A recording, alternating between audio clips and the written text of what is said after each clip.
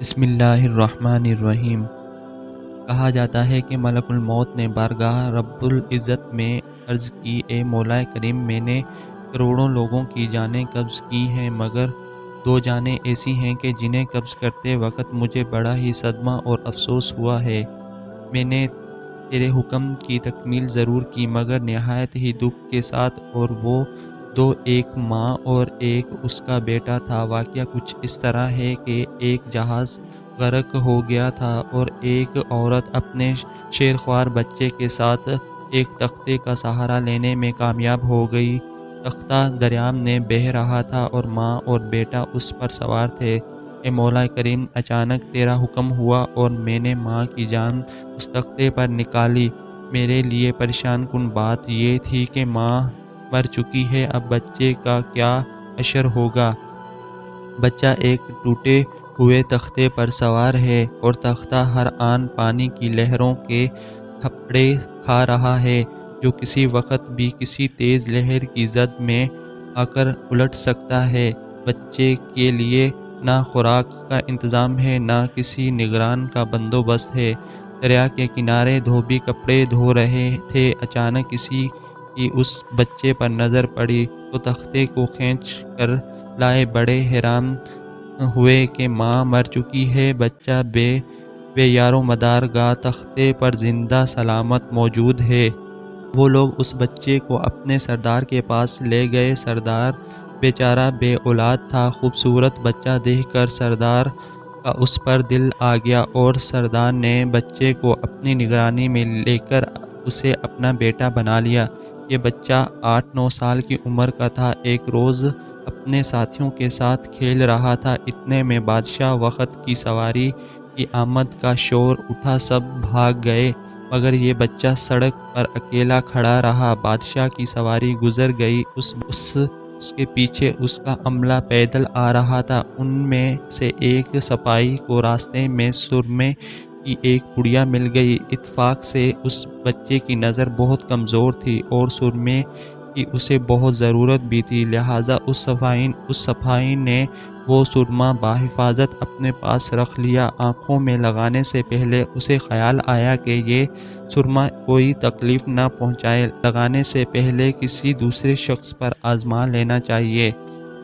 قریب ہی وہ بچہ کھڑا تھا، اس نے اس بچے پر آزمانا چاہا۔ بچے نے سرما اپنی آنکھوں میں لگا لیا، مگر جوں ہی سرما اس نے لگایا، اسے زمین کی تہہ میں موجود چیزیں بھی نظر آنے لگیں۔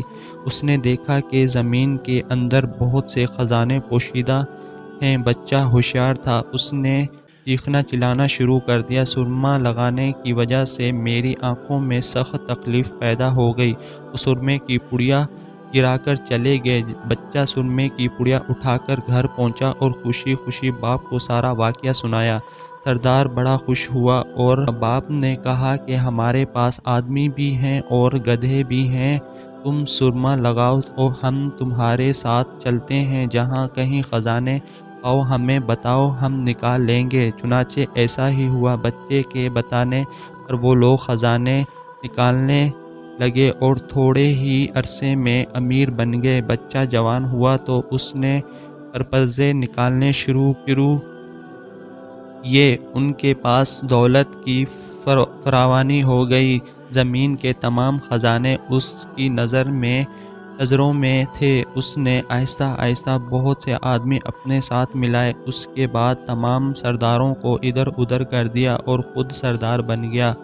آخر نوبت یہاں تک پہنچی کہ اس نے بادشاہ کے ساتھ بھی ٹکر لی اور اسے مغلوب کر کے خود بادشاہ بن گیا۔ اس بچے کا نام شداد تھا اور یہ بچہ وہی بچہ تھا جس کی ماں تختے پر ہی مر گئی تھی اور یہ اکیلا دریا کی لہروں کے ساتھ بہہ رہا تھا۔ کہتے ہیں کہ جب یہ براسکدار آیا تو اس نے حکم دیا کہ ایک ایسا کمال درجے کا شہر آباد کیا جائے جس کی ایک اینٹ سونے کی ہو اور دوسری چاندی کی ہو، اس میں ایک عالی شان باغ ہو جس میں دنیا کی ہر چیز میسر ہو۔ جب وہ شہر ہر لحاظ سے مکمل ہو گیا تو شداد نے ارادہ کیا کہ جا کر اس شہر کا نظارہ کیا جائے۔ چنانچہ وہ شہر کو دیکھنے نکلا۔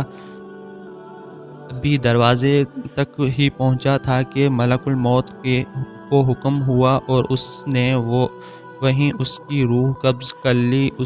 اسے اتنا موقع بھی نہ دیا کہ اپنے بے مثال باغ کو ایک نظر دیکھ سکتا۔ ملک الموت نے کہا کہ اے مولا کریم، اس شخص کی روح قبض کرتے وقت بھی مجھے نہایت ہی صدمہ پہنچا کہ وہ شخص ہر چیز تیار کر کے اسے دیکھ بھی نہ سکا۔ اللہ تعالیٰ نے فرمایا، یہ وہی بچہ ہے جس کی ماں تختے پر مر گئی تھی اور اس پر تجھے ترس آیا تھا۔ اس بچے نے بڑے ہو کر نافرمانی کی، خدا کے حکم سے بغاوت کی اور سرکشی اختیار کی، مگر ہم نے اسے خود ساختہ جنت میں قدم رکھنے کی مہلت بھی نہ دی اور اسے باہر ہی ہلاک کر دیا۔ اسی جنت کے بارے میں مشہور ہے کہ وہ دنیا میں موجود ہے مگر انسان کی نظروں سے اوجھل ہے۔ امیر معاویہ کے زمانے میں ایک صحابی کا اونٹ گم ہو گیا تھا۔